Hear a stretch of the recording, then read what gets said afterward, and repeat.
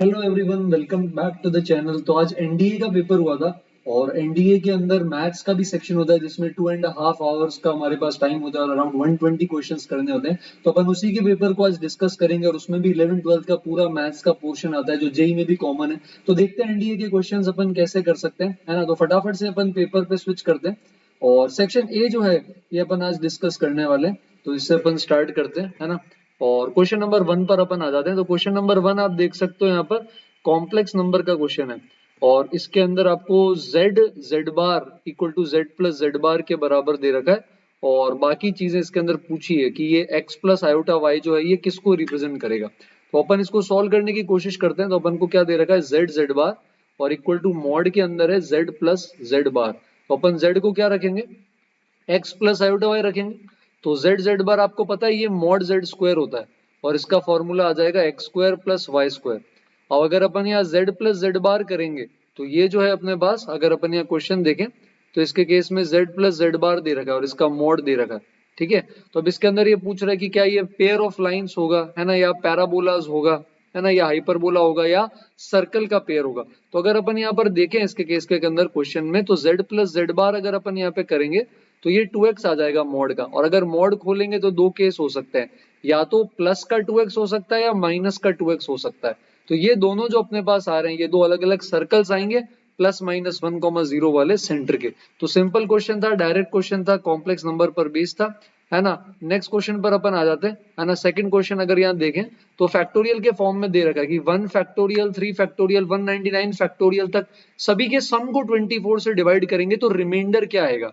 तो इसके केस के अंदर अगर अपन ले 1 फैक्टोरियल 3 फैक्टोरियल 5 फैक्टोरियल 7 फैक्टोरियल और इसके आगे अपने पास यहाँ पर आगे चलता जा रहा है इस तरह से। तो अगर आप यहाँ पर देखोगे इसके आगे तो इसे 5 फैक्टोरियल क्या होता है, 5 फैक्टोरियल 120 के बराबर है।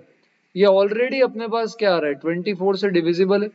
7 फैक्टोरियल लेंगे तो वो यहाँ पर क्या होगा, 1 से 7 तक का मल्टीप्लीकेशन है। तो 5 फैक्टोरियल से आगे जितने भी फैक्टोरियल्स आएंगे ये ऑलरेडी आपके 24 से डिविजिबल होंगे। तो अगर आपको रिमाइंडर चाहिए तो आपको सिर्फ इन्हीं को सॉल्व करना है। तो आपको 1 फैक्टोरियल भी पता है, आपको 3 फैक्टोरियल भी पता है, आप इनका सम ले सकते हैं और सम लेके क्या कर सकते हैं, 24 से डिवाइड करेंगे तो हमारे पास इसका रिमाइंडर आ जाएगा। थर्ड वाले क्वेश्चन के अंदर आपको स्क्वायर रूट निकाल कर ऐड करना है। फिर से कॉम्प्लेक्स नंबर का क्वेश्चन है। 12 प्लस 5 आयोटा 12 माइनस 5 आयोटा, है ना, दोनों एक दूसरे के कॉन्जुगेट है। तो किस तरह से निकालते हैं अपन स्क्वायर रूट, जैसे रूट 12 प्लस 5 आयोटा है तो स्क्वायर रूट निकालना है तो इसको क्या करेंगे, a प्लस आयोटा b के बराबर मान लेंगे। अब दोनों तरफ स्क्वायरिंग कर लेंगे अपन यहाँ पर, है ना। तो स्क्वायरिंग करने पर क्या आएगा, left side 12 plus 5 iota, right side आ जाएगा a square minus B square plus 2 iota A B, इस तरह से। तो यहाँ से अपन a square minus B square real part को रियल पार्ट के बराबर कर देंगे और जो अपने पास इमेजिनरी पार्ट आया है वो किसके बराबर कर देंगे, इमेजिनरी पार्ट। अब यहाँ पर आपके पास a और b दो वेरिएबल हैं तो इसमें अपन क्या कर सकते हैं, इक्वेशन बना सकते हैं और उसको सॉल्व करने की कोशिश कर सकते हैं। इसी तरह जो दूसरा वाला है अपने पास 12 माइनस 5 आयोटा, है ना, इसको भी अपन सॉल्व करने की कोशिश कर सकते हैं। दोनों का यहाँ पर अपन को क्या बोला है, सम निकालने के लिए बोला है कि सम क्या आएगा। तो अगर यहाँ पर देखें तो रूट 12 माइनस 5 आयोटा, इसके लिए भी आप सेम चीज करोगे, बस ये इस वाले का कॉन्जुगेट आएगा। अब इसको सॉल्व करने के लिए 2ab बराबर, यहाँ पर इनको कैसे सॉल्व कर सकते हैं अपन, तो सब्सटीट्यूशन यूज कर सकते हो। जैसे b बराबर क्या आ जाएगा 5/2a, इसको उठाकर अपन यहाँ पर क्या कर देंगे, पुट कर देंगे। तो ये बन जाएगा a स्क्वायर और माइनस में आ जाएगा 25/4 a स्क्वायर बराबर 12। आप a स्क्वायर को t लेकर यहाँ पर अब सॉल्व कर लेंगे तो क्वाड्रेटिक से आपके पास स्क्वायर रूट आ जाएगा। ठीक है, नेक्स्ट वाले पर आते हैं। अब इसके अंदर आपको मैट्रिसेस का क्वेश्चन मिला है। ए मैट्रिक्स दे रखी है आपको, i प्लस ए डैश जो है ना, पूछ रहा है इसके डिटर्मिनेंट का। तो ए बोल रखा है 1 2 3 और यहाँ पर इसका डिटर्मिनेंट क्या है ये पूछा है। तो i प्लस ए डैश निकालना है तो ए डैश निकालने की कोशिश करते हैं। ए एक कॉलम कॉलम मैट्रिक्स है ना, ए डैश रो हो जाएगा। तो ए डैश कैसे निकालेंगे, ए अपने पास है 1 2 3, ए डैश कैलकुलेट करोगे इसका ट्रांसपोज ऐसा आ जाएगा। तो अब अगर अपन यहाँ पे मल्टीप्लाई करने की कोशिश करेंगे तो ये आएगा 1 2 3, है ना। फिर अपने पास आएगा 2 4 6 और 3 6 9। अब इसके अंदर आई ऐड करना है, आई आइडेंटिटी मैट्रिक्स है, आई प्लस ए डैश बोला है तो आई अपन इसके अंदर क्या कर देंगे यहाँ पर ऐड कर देंगे। तो जब अपन यहाँ पर 1 0 0 0 1 0 जो आइडेंटिटी मैट्रिक्स है उसको ऐड करेंगे तो इस तरह से अपने पास मैट्रिक्स आ जाएगी। अब डिटर्मिनेंट का जो अपना तरीका होता है उससे आप इसका डिटर्मिनेंट भी निकाल सकते हो। तो अगेन वापस सिंपल क्वेश्चन है, डायरेक्ट है ना, कुछ भी इसमें खास सोचने का नहीं है। क्वेश्चन नंबर 5 पर आ जाते हैं, है ना। तो ये हिंदी इंग्लिश दोनों में 5th क्वेश्चन पर आ जाते हैं अपन, है ना। स्क्रॉल ज्यादा नीचे आ गए, एक सेकेंड, अच्छा एक इधर है, ये रहा। तो इसके अंदर 5th वाले के अंदर determinant of BC 2 times determinant of A दे रखा है ना। तो अब अपन इस इक्वेशन का यूज कैसे कर सकते हैं।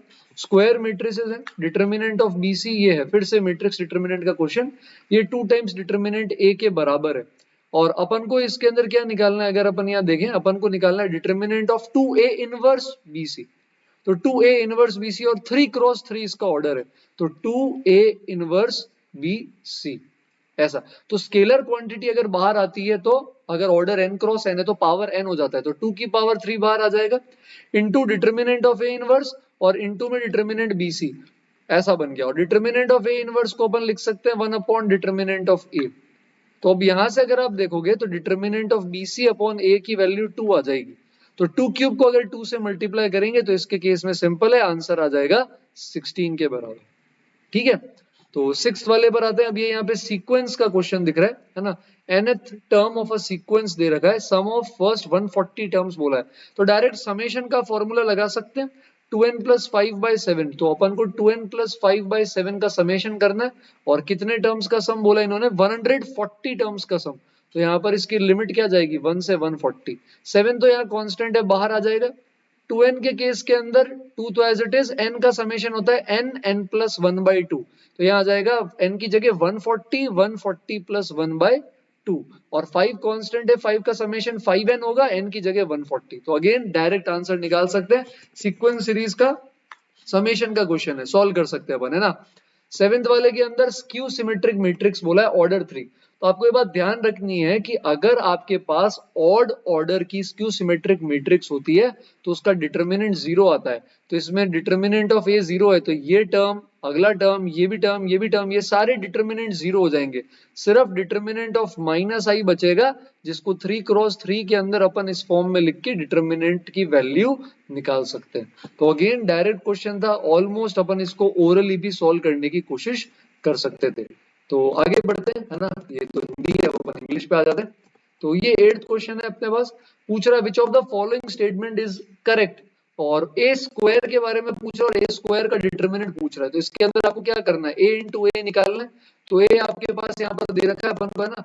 ए जो आ रहा है ये किसके बराबर है, ए का यूज करके अपन सोल्व कर सकते हैं। तो ए यहाँ पर अपन एक बार वापस क्वेश्चन पर आ जाए तो 034 दे रखा है ना, 034, इसको खुद से ही मल्टीप्लाई करना है।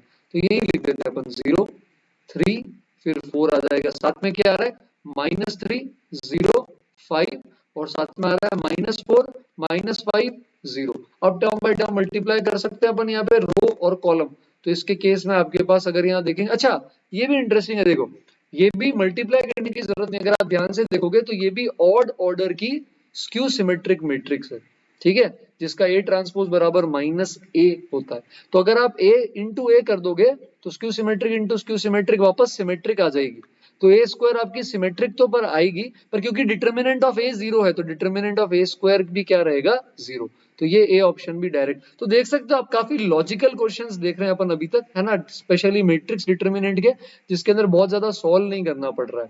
9th वाले के अंदर अगर आप देख सकते हो तो डायगोनल मैट्रिक्स आई है 2 3 4।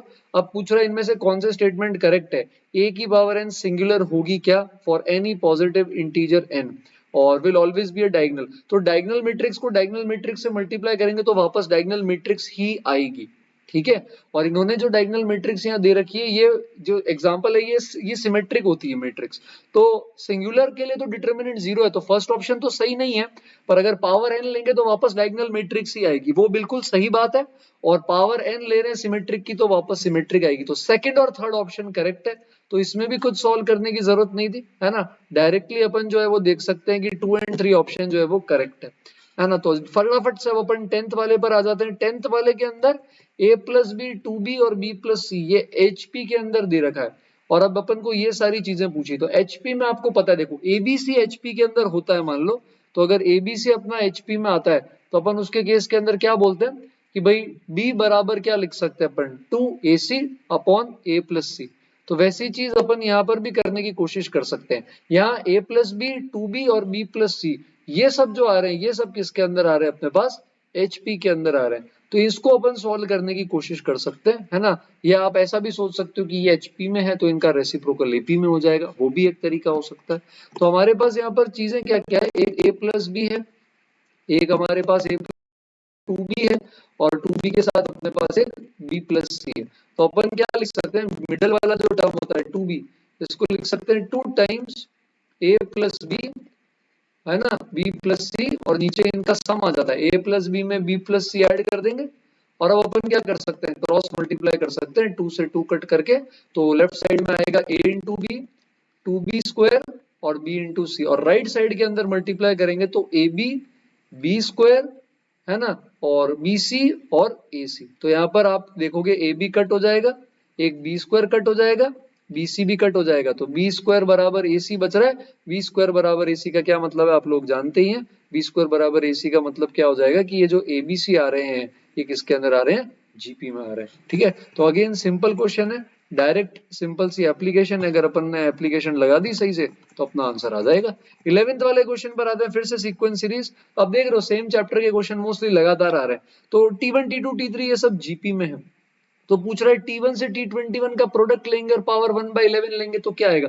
तो ये एक जीपी की बहुत प्यारी प्रॉपर्टी है जिसमें अपन बोलते हैं कि जीपी का first last, second second last, third third last, इन सब का प्रोडक्ट सेम होता है और ऑड नंबर ऑफ टर्म्स होते हैं तो मिडिल वाले टर्म के स्क्वायर के बराबर होता है। तो अभी आप देखेंगे ना तो ये पेयर बना सकते हो, देखो T1 T21 इन दोनों का मल्टीप्लीकेशन, इनके बीच में T11 आता है तो ये T11 के स्क्वायर के बराबर है। इसी तरह T3 T19 लेंगे तो ये भी T11 के स्क्वायर के आएगा बराबर।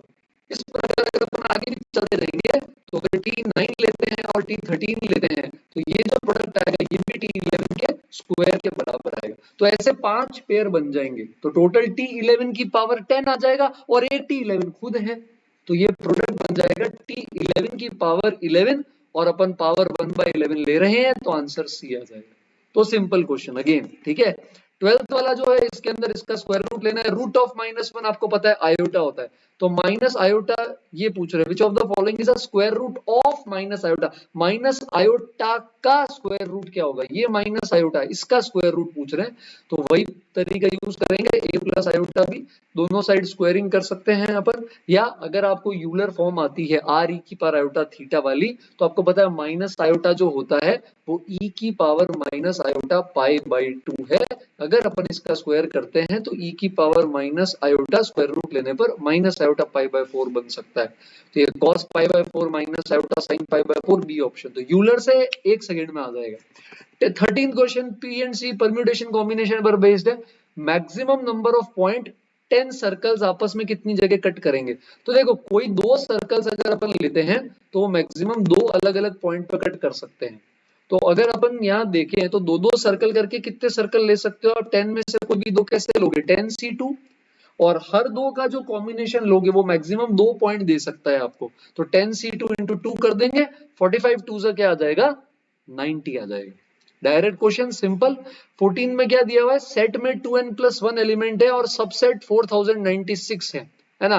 तो इसमें पूछा है there are 2096 subset of S which contain at most n elements. at most n का क्या मतलब है बेटा, 2n+1 C0 है ना, फिर 2n+1 C1 से लेकर के हम 2n+1 Cn तक का क्या कर रहे हैं, सम कैलकुलेट कर रहे हैं। अब बाइनोमियल में आपको पता है एनसीआर और एनसीएन माइनस आर क्या होता है, सेम।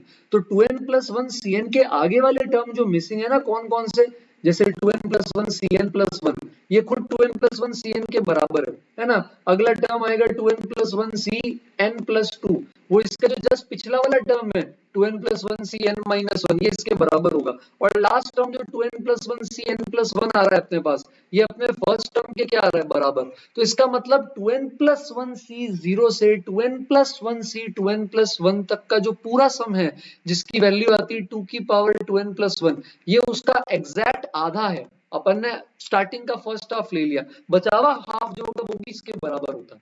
तो अपन इस पूरे को क्या कर देंगे 2 से डिवाइड और ये टोटल सबसेट दे देगा 4096 के बराबर।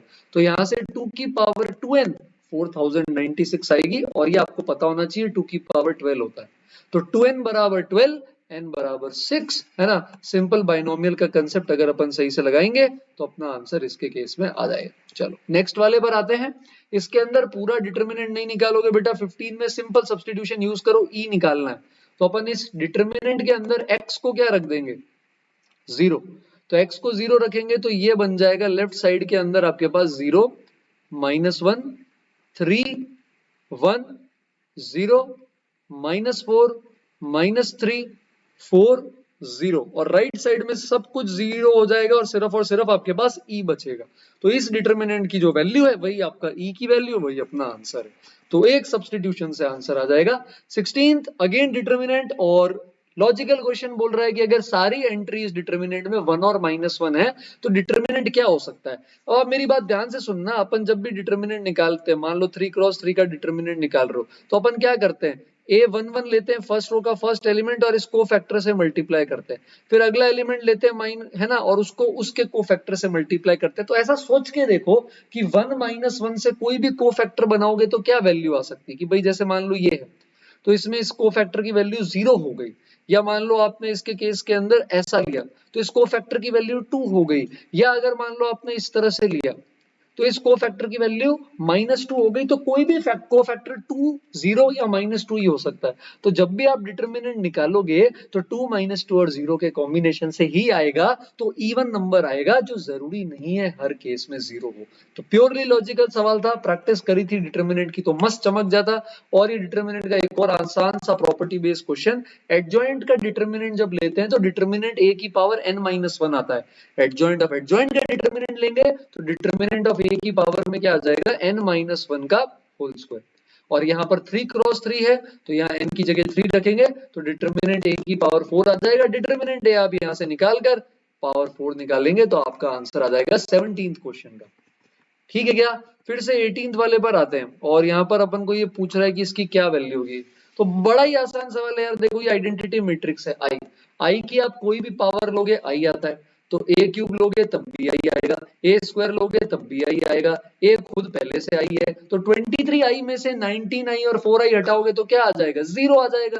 तो ये सारे के सारे एलिमेंट जो होंगे पीछे क्या बच जाएंगे आपके पास 0 बच जाएंगे, और सारे एलिमेंट 0 होते हैं उस मैट्रिक्स को क्या बोलते हैं अपन नल मैट्रिक्स बोलते हैं। तो अगेन डायरेक्ट और सिंपल क्वेश्चन था, है ना।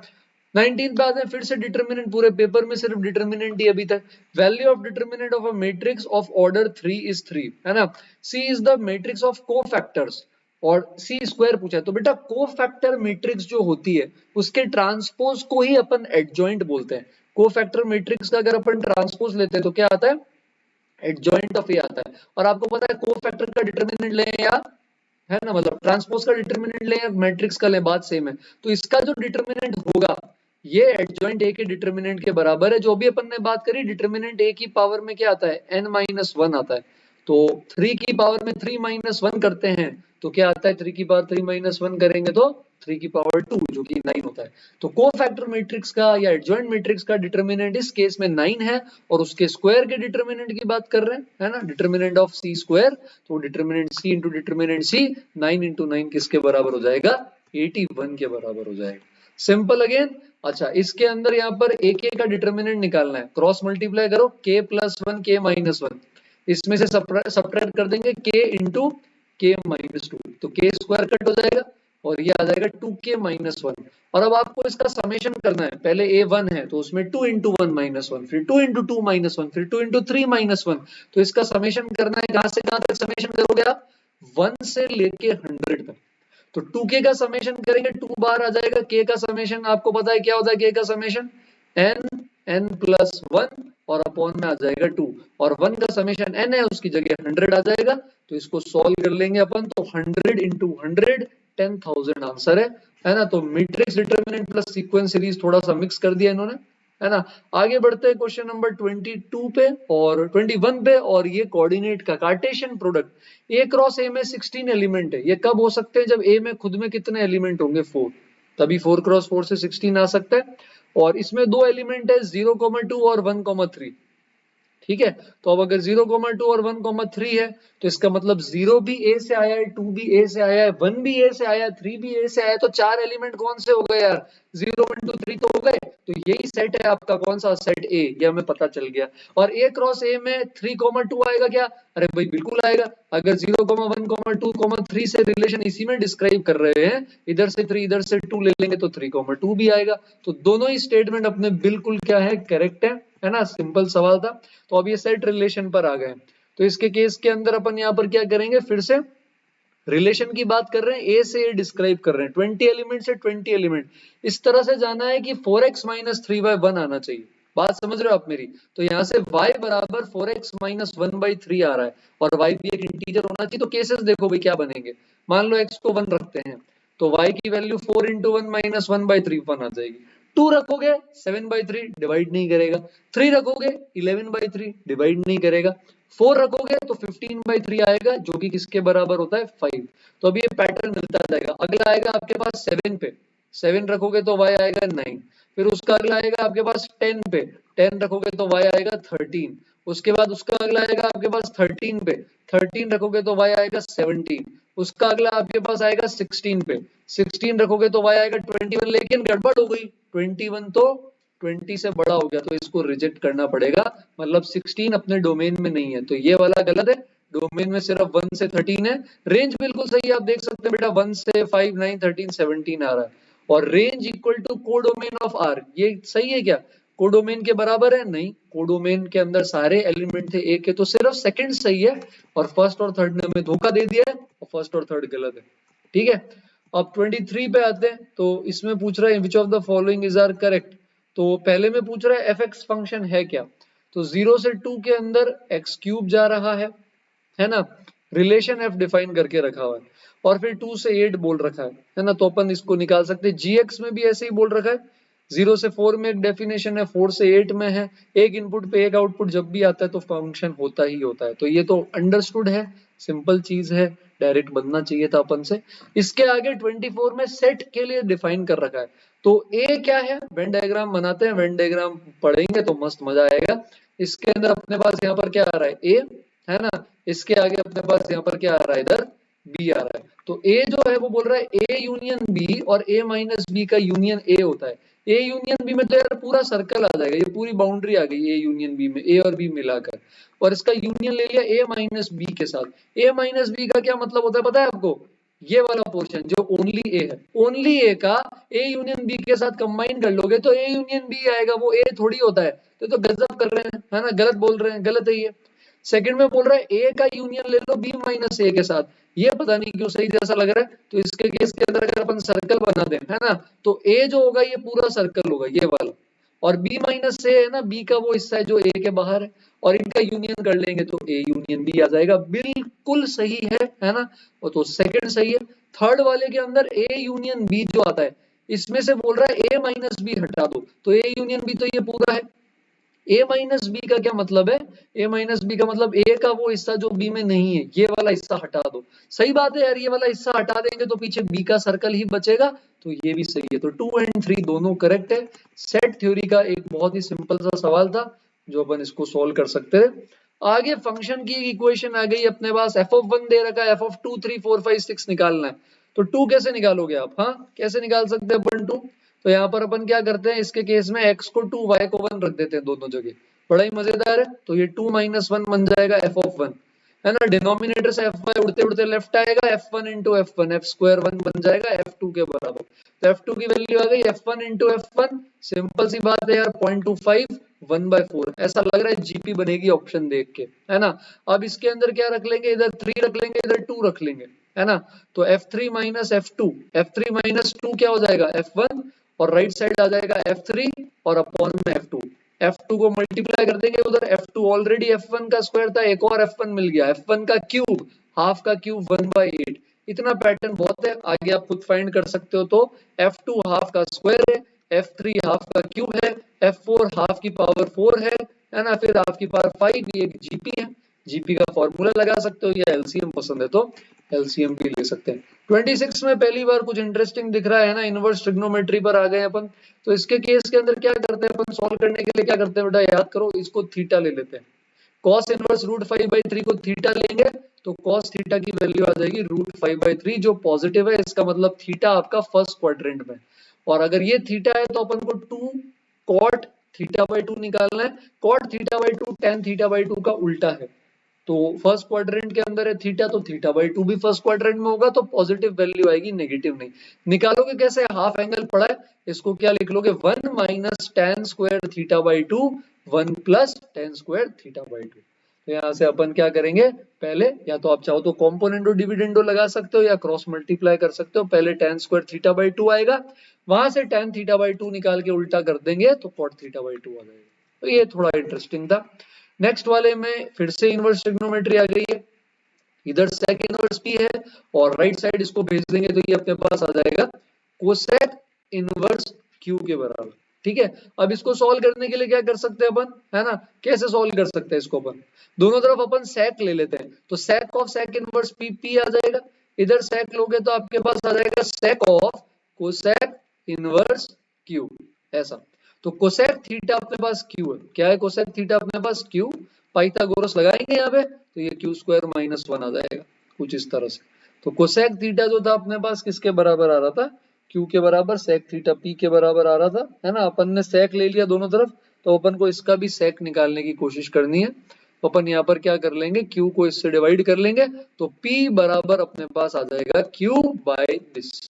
अब दोनों तरफ क्या कर लो? उल्टा कर दो, रेसिप्रोकल लेके स्क्वायर कर दो, तो ये बन जाएगा 1/p का स्क्वायर, और इधर रेसिप्रोकल लेके स्क्वायर करोगे तो Q square minus 1 upon Q square आ जाएगा। अब आप इसको डिवाइड कर सकते हो, तो ये बन जाएगा आपके पास 1 माइनस 1/क्यू स्क्वायर। 1/क्यू स्क्वायर को लेफ्ट भेज देंगे बेटा, तो 1/p स्क्वायर 1/क्यू स्क्वायर पूछा है क्वेश्चन में, आंसर 1 आ जाएगा। एंजॉय, है ना? सिंपल सवाल था, कर सकते थे। 28 फिर से सिंपल है, cos थीटा 3/√17 मान के sin थीटा निकालना है। अब ये तो नर्सरी में पढ़ते थे यार अपन, है ना? तो ये 3/√17 है ना? पाइथागोरस लगा दोगे ना तो ये √8 आ जाएगा, तो sin थीटा हो गया √8/√17। स्क्वायर तो करना आता ही है अपन को, है ना? तो 1 + 8/17 आ जाएगा 25/17। रैपिड फायर स्पीड से कर रहे हैं पेपर, है ना? 2.5 घंटे बहुत होते हैं, अपने लिए 1 घंटा बहुत है। तो tan पाई cos थीटा cot पाई sin थीटा के बराबर है। फर्स्ट क्वाड्रेंट में सॉल्यूशन चाहिए, ये इंपॉर्टेंट कहानी, इस पे ध्यान देना। ऐसा ही एक सवाल जेई के अंदर आया था, इन्होंने बस उसी को चुरा लिया है। ऐसे रिलोनी लगाते हैं बच्चे तो उसमें भी मिल जाएगा उनको। तो यहाँ cot पाई sin थीटा को आप क्या लिख सकते हो? tan 90 माइनस थीटा लिख सकते हैं अपन। अब अपन यहाँ पर क्या कर सकते हैं? जनरल सॉल्यूशन लिख सकते हैं, तो ये आ जाएगा पाई cos थीटा, और ये n पाई प्लस अल्फा होता है, अगर आप लोगों को याद हो तो ये आ जाएगा n पाई और प्लस और पाई/2 और माइनस और पाई और साइन थीटा। अब कुछ नहीं करना, पाई तो सब में कॉमन आके कट जाएगा, cos थीटा की तरफ साइन थीटा भेज दो, तो sine theta plus cos theta, इसकी वैल्यू आ जाएगी आपके पास n प्लस हाफ के बराबर। ठीक है, ध्यान रहे फर्स्ट क्वाड्रेंट में वैल्यू पॉजिटिव आएगी, नेगेटिव नहीं आएगी, तो n की पॉजिटिव वैल्यू रखेंगे। पर अगर आपने n को 1 रख दिया तो राइट साइड हो जाएगी 3/2 1.5, जो sin theta plus cos theta की मैक्सिमम वैल्यू √2 से बड़ा है। तो एक ही ऑप्शन बचा है यार, n 0 हो सकता है, sin theta plus cos theta half है। अब क्या करें? सिंपल, दोनों तरफ √2 से डिवाइड कर दो, √2 √2 1/2 के साथ भी √2, तो ये साइन है cos भी cos है साइन भी बन रहा है लेफ्ट साइड बेटा, साइन थीटा प्लस 45 डिग्री, ये आ गया 1/2 √2। इसको उठा के यहाँ पे रख देंगे, 1/2 √2 का स्क्वायर होता है 1/8, 8 से कट हो जाएगा, आंसर 1। हलवा था, थोड़ा ध्यान देते तो पक्का हो जाता, है ना? ये भी हर स्टैंडर्ड बुक के अंदर देख लिया, 50 बार सेम क्वेश्चन आता है। फर्स्ट क्वाड्रेंट में है तो tan अल्फा पता है, sin बीटा पता है, cos अल्फा प्लस 2 बीटा क्या होता है? बचपन से पढ़ते आ रहे हैं, क्या होता है भाई? cos alpha cos 2 beta minus sin alpha sin 2 beta. ध्यान रहे फर्स्ट क्वाड्रेंट है, तो फर्स्ट क्वाड्रेंट के अंदर sin alpha tan alpha cos alpha sin beta cos beta tan beta सब पॉजिटिव आएंगे। तो जैसे tan अल्फा 1/7 है, तो tan अल्फा 1/7 है, तो अपन ट्राइंगल बना सकते हैं, ये 1 ये 7 ये अल्फा, सॉरी 7 नीचे आएगा, पाइथागोरस से √55 √2। तो अब जैसे cos अल्फा चाहिए, तो cos अल्फा की वैल्यू जो आएगी क्या आ जाएगी? 7/5 √2। इसी तरह अगर आपको यार sin अल्फा चाहिए तो ये आ जाएगा 1/5 √2। अच्छा, cos 2 बीटा sin 2 बीटा निकालना हलवा है। cos 2 बीटा को आप फॉर्मूला से लिख सकते हो 1 - 2 sin स्क्वायर बीटा, और sin 2 बीटा को अपन क्या लिख सकते हैं? 2 sin बीटा cos बीटा। तो अब आप इसी तरह ट्राइंगल बनाएंगे किसके लिए? बीटा का, क्योंकि ये अपन को पता है ये 1 है, ये √10 है और ये 3 आ जाएगा और ये अपना बीटा है। तो sign beta 1/√10, cos beta 3/√10 put करेंगे और आंसर कमेंट्स में बताएंगे। 30 सवाल तक तो बड़ा मजा आ रहा है यार, बहुत ही प्यारे क्वेश्चन है और बहुत ही आसान क्वेश्चन है ना, फुल आउट ऑफ फुल ला सकते हैं बिल्कुल। तो नेक्स्ट पर आते हैं 31 पे और एक इक्वेशन दे दी है और पूछ रहे हैं इक्वेशन के ना नंबर ऑफ रियल रूट बता दो भाई कितने होते हैं। तो अपन को बोल रहा है कि ना नंबर ऑफ रियल रूट बताओ, नंबर ऑफ रियल रूट कितने, तो ये अपन निकाल सकते हैं क्या। आपके पास ये जो इक्वेशन आ रही है ना, ये एक बाय क्वाड्रेटिक है, तो इसको सब्स्टिट्यूशन से करो मजा आएगा, है ना। तो ये एक x-1 की पावर 4 है। पहला एक मजेदार सवाल मिला इतनी देर में ना, 30 सवाल हो गए करते करते। तो अब यहाँ पर ऐसा दे रखा है, तो बड़े ही स्ट्रेटेजिकली करो, देखो x-3 को सब्स्टिट्यूट कर दो t से, मजा आएगा देखो। तो x-1 हो जाएगा t+2 होल पावर 4 तो है ही अपने पास, और ये जो आपके पास x-5 है ये हो जाएगा t-2। अब बाइनोमियल एक्सपेंशन लगा सकते हो आप, है ना, या दूसरे तरह के सब्स्टिट्यूशन भी होते हैं जिसमें कॉमन ले लेते हैं। तो अब अगर अपन इसको स्क्वायर करेंगे यहाँ पे, तो आप देखोगे कि 4c0 t की पावर 4 वाला पार्ट जो है ये डबल हो जाएगा, ठीक है, और 4c2 2 square into T square वाला पार्ट डबल हो जाएगा, और 2 की पावर 4 जो आएगा 4c4 के साथ, अरे भाई ये भी डबल हो गया, और 83 है। अब क्या करें सर, अरे अब हलवा हो गया, देखो टी स्क्वायर को थोड़ी देर के लिए मेरी बात सुनो, वाई मानो, क्वाड्रेटिक इक्वेशन बन जाएगी वाई में, सॉल्व करोगे वाई आ गया तो टी स्क्वायर आ जाएगा, टी स्क्वायर आ गया तो टी आ जाएगा, टी आ गया तो x-3 के बराबर कर देना, सबकी वैल्यू आ जाएगी। पैसेज लिखा हुआ है, सम ऑफ ऑल रूट्स निकालने में बड़ा ही मस्त तरीके से काम आएगा, और सिर्फ सम ऑफ रूट्स पूछा है तो वो तो आप इसको एक्सपेंड करके भी कर सकते हो, -b/a होता है, आपको पता भी होगा। तो आसान था, कर सकते थे। अगला वाला इंटरेस्टिंग लग रहा है, कॉम्प्लेक्स नंबर का पैसेज उठा के ले आए हैं, तो देखते हैं इसके अंदर कुछ कर सकते हैं क्या अपन।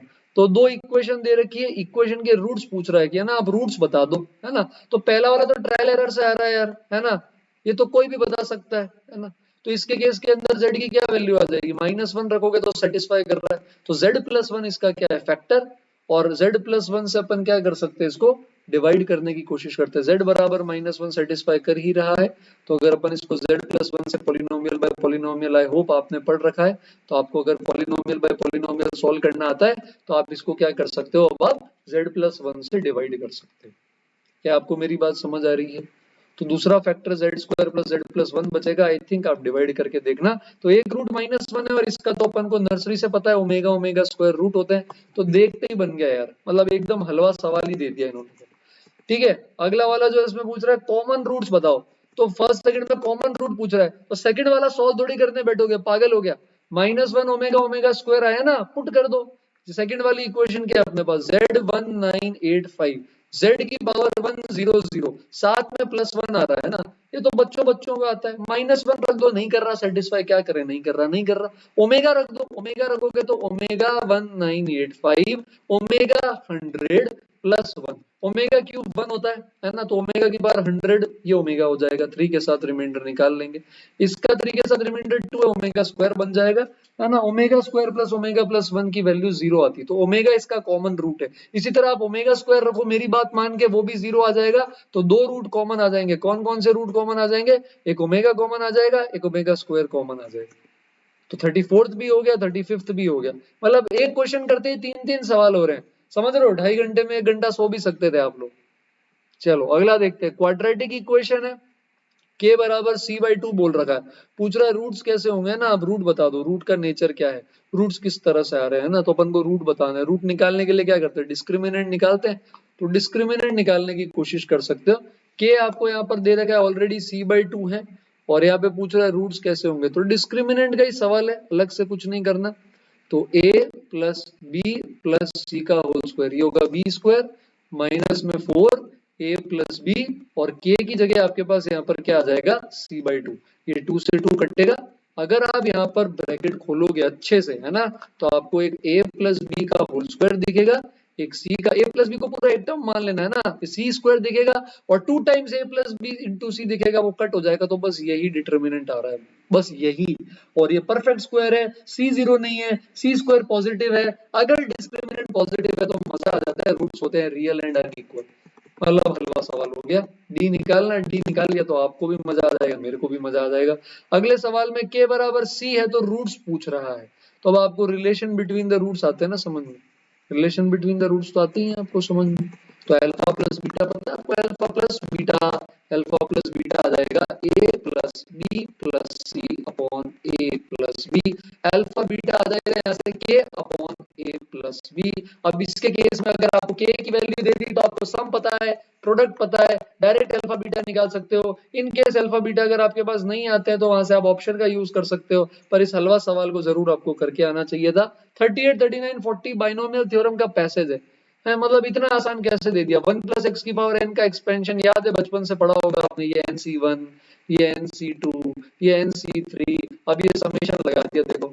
मतलब अब ये समझते हैं कि अपन तो बिना पढ़े आगे पेपर में RNCR का समेशन नहीं आता क्या, या तो 1 प्लस एक्स की पावर एन का डिफरेंशिएशन कर दो दोनों तरफ और एक्स को 1 पुट कर दो, या फिर अगर आप लोगों को रिजल्ट याद हो RNCR का तो ये n इंटू 2 की पावर n माइनस 1 होता है। तो बड़ा ही आसान था, कुछ भी नहीं करना था। सेकंड वाला जो आ रहा है अपने पास यहाँ पर, ये भी कुछ इसी तरह से है। तो इसके अंदर डिफरेंशिएशन करके -1 पुट कर देते हैं। डेरिवेटिव तो करना आता है ना आपको, हाँ मुझे पता आपको आता है। तो ये n1 प्लस एक्स की पावर n-1 बनेगा और ये बनेगा t1 2t2x 3x स्क्वायर। इसी में आप x को 1 रखते तो आपका फर्स्ट पार्ट भी हो जाता इस तरह से। अब यहाँ आप x को -1 रख दो, अगर -1 रखोगे तो आपके पास लेफ्ट साइड 0 हो जाएगी और राइट साइड आएगा t1 minus 2t2 plus 3t3 minus 4t4, ये सब 0 है। तो इसके आगे जो भी चल रहा है ना ये सब धोखा है, ये पूरा 0 आ रहा है, 1 बच रहा है, वही अपना आंसर है। और डायरेक्ट सम निकलना है तो हलवा है, NC1 से NCn 2 की पावर n-1 होता है। सॉल्व करने के लिए आप x को 1 भी कर सकते थे। मतलब ये तो ऐसा लग रहा है कि मैथ्स नहीं है, कोई क्या बोलते हैं रटने वाला कोई पेपर है कि पहले से अगर आता है तो देखते ही टिक कर सकते हैं। 40 के अंदर कॉम्पोजिट फंक्शंस है 41, 42, 43, तो इसको देख के थोड़ी सी अच्छी फीलिंग आ रही है। गॉफ एक्स दे दिया, गॉफ एक्स का मतलब होता है जी ऑफ एफ ऑफ एक्स। तो एफ ऑफ एक्स तो देखो ऑलरेडी पढ़ा है आपके पास, और आपसे पूछ रहा है कि जी ऑफ एफ ऑफ एक्स क्या होगा, है ना। तो इसके अंदर ऐसी फीलिंग आ रही है कि ये ऑप्शन देख के कि ये एक्स कब बनेगा, जब एक्स स्क्वायर का रूट होगा, यानी एफ एक्स के अंदर 1 ऐड करके रूट ले लेना तो ये बन जाएगा पहला टर्म कौन सा x। इसी तरह एफ एक्स के अंदर 1 ऐड करके अगर फोर्थ रूट ले लेना तो एक्स स्क्वायर के रूट का रूट x, और +1 तो सलामत रहेगा ही। तो यार ये बी ऑप्शन देखते हैं ना, मन को बहुत अच्छा लग गया, डायरेक्ट टिक करके आ जाना, है ना, सिंपल है। और एक बार gx आ गया आपके पास, अब इसमें 15 रख के ये भी निकाल सकते हो। ये तो क्वेश्चन बड़े फटाफट हो रहे हैं, है ना। नेक्स्ट पर आ जाते हैं। तो ये स्टैंडर्ड क्वेश्चन है ना, इसमें ज्यादा अपन टाइम वेस्ट नहीं करेंगे। x की जगह क्या रखना है अपन को, 1/x, x की जगह 1/x रखते ही हो जाएगा। लेफ्ट साइड बन जाएगी 2 f of 1/x plus f of x, और राइट साइड आ जाएगा 1/x प्लस 3। अब यहाँ पर क्या करोगे, पहली इक्वेशन को 2 से मल्टीप्लाई कर दो, तो 2f(x) की जगह 4f(x), f of 1/x की जगह 2f of 1/x, x plus 3 की जगह 2x प्लस 6। अब क्या करें सर, सबट्रैक्ट कर दो यार, और क्या करोगे, 2f 1/x कट जाएगा, 4f(x) में से fx हटाओ, 3fx। एलिमिनेशन एलिमिनेशन खेल रहे हैं, आता ही है खेलना। तो 2x प्लस 6 में से 1/x प्लस 3 हटा देंगे, हो गया यार, 3 से डिवाइड कर लो, fx आ गया है, क्यों परेशान होते हो। 43 हो गया, fx आ गया, 44 हो जाएगा, कुछ भी हो जाएगा, बड़ा आसान चल रहा है, बड़ा मजा आ रहा है। इसके अंदर 46, 7, 8 वाला ये जो पैसेज है 47, 48, इसमें पूछ रहा है फंक्शन इंक्रीजिंग डिक्रीजिंग का है। तो इसके अंदर कुछ भी नहीं, सिंपल सा क्या करना है, डेरिवेटिव लो fx का। डिटर्मिनेंट का डायरेक्ट लेना नहीं आता तो पहले डिटर्मिनेंट सॉल्व कर लो, डिटर्मिनेंट सॉल्व करके उसके बाद डेरिवेटिव ले लेना। तो आपके ऊपर है, आप किस तरह से इसको करना चाहते हो। बात समझ आ रही है। और डिटर्मिनेंट लेने के लिए थोड़ा आसान करके बता देता हूँ, फर्स्ट रो और सेकंड रो को ऐड कर दो, r1 की जगह लिख लो r1 plus r2 minus r3, जिंदगी हसीन हो जाएगी। फर्स्ट और सेकंड रो को ऐड करके थर्ड सब्ट्रैक्ट कर लो, ये x बन जाएगा, फिर ये x बन जाएगा और ये माइनस x आ जाएगा। अरे ये तो बड़ा आसान हो गया। क्यों आसान हो गया, क्योंकि अब आप फर्स्ट रो से क्या कर सकते हो, x को कॉमन ले सकते हो। तो अब आप यहाँ से फर्स्ट रो से x को कॉमन ले लेंगे बाहर, तो इधर 1 बनेगा, 1 बनेगा, -1 बनेगा। अब देखो निराश मत करना, यहाँ से डिटर्मिनेंट निकालना आता है आपको, डिटर्मिनेंट निकाल लो सिंपल। आप चाहो तो और थोड़ा कॉलम से कॉलम सब्ट्रैक्ट करके 1 को 0 0 बनाओ, जो करना है करो, डिटर्मिनेंट निकालो। इंक्रीजिंग डिक्रीजिंग में क्या करते हैं, f dash greater than equal to 0 increasing, f dash less than equal to 0 decreasing, है ना। और फिर आप लोकल मिनिमम मैक्सिमा देख सकते हो। तो यार दम नहीं है क्वेश्चन के अंदर, समझ रहे हो आप मेरी बात, क्वेश्चन के अंदर बिल्कुल भी दम नहीं है, सिंपल डिटर्मिनेंट निकालना था, डिटर्मिनेंट निकाल सकते हैं। 47 48 ये थोड़ा सा देखो ना, ये मजेदार लग रहा है। 9 से डिवाइड करो, ये क्या है ना, बेवकूफ बना रहे हैं। एलिप्स है, अपन को दे दिया फंक्शन, बोल रहे बच्चे तो बोले वाले कंफ्यूज हो जाएंगे। तो एक्स 4x² को 9 से डिवाइड कर दो, 9/4 नीचे आएगा, और y² को 9 से डिवाइड कर दो। अब ये एलिप्स है, एलिप्स की पैरामेट्रिक फॉर्म एनसीईआरटी में पढ़ी थी सेकंड क्लास के अंदर, 3/2 cos theta, a cos theta और b sin थीटा। अब आगे मेरे को कुछ बोलने की जरूरत नहीं ना, आप समझदार हो। y की मैक्सिमम वैल्यू क्या आ जाएगी, 3, x इंटू वाई करोगे तो 9/2 cos थीटा sin थीटा आएगा, 2 से मल्टीप्लाई डिवाइड कर दोगे sin 2 थीटा बन जाएगा, इसकी मैक्सिमम वैल्यू भी 1 इंटू 9/4। तो ये खेलते हैं यार अपने साथ, है ना, आप खेलने दोगे तो खेलेंगे आपके साथ, बट ऐसा अच्छा है ना, देखने को मिल रहे हैं कुछ सवाल जेई के अलावा भी आज चैनल पे, तो थोड़ा सा अलग लग रहा है। अब यहाँ पर 49 के अंदर रेंज पूछ रहा है ना, क्या मजाक कर रहा है क्या यार, ये साइन स्क्वायर एक्स की रेंज क्या होती है, 0 से 1 होती है, पाई ऐड कर दो दोनों तरफ, पाई से पाई प्लस 1। टाइम पीरियड पूछ रहा है, पाई कांस्टेंट है, इसका टाइम पीरियड थोड़ी मिलेगा, साइन एक्स का 2 पाई होता है लेकिन साइन स्क्वायर एक्स का पाई होता है, तो टाइम पीरियड पाई हो गया। तो ये अपने 50 क्वेश्चन कर लिए अपन ने फटाफट, आई थिंक आधा घंटा भी नहीं लगा होगा। तो ये मैं बस एक बार आपको कुछ नया दिखाना चाह रहा था चैनल पे। और एनडीए के अगर कोई बच्चे देख रहे हैं या 11 12 वाले भी देख रहे हैं और 1 से 50 पसंद आया है, तो प्लीज लाइक करो, शेयर करो, कमेंट में बताओ। अगर आपको ये अच्छा लगा है तो इसका एक और पार्ट निकालते हैं जिसमें 51 के आगे के क्वेश्चंस करेंगे, और लिंक मैं शेयर कर दूंगा, आंसर की जिस पे मिलेगी वो शेयर कर दूंगा, सोल्यूशन शेयर कर दूंगा। प्लीज आप भी गो थ्रू करें, है ना, ज्यादा टाइम नहीं लगना चाहिए, ठीक है। चलो, thank you everyone for joining, जल्दी मिलते हैं नेक्स्ट वीडियो के साथ।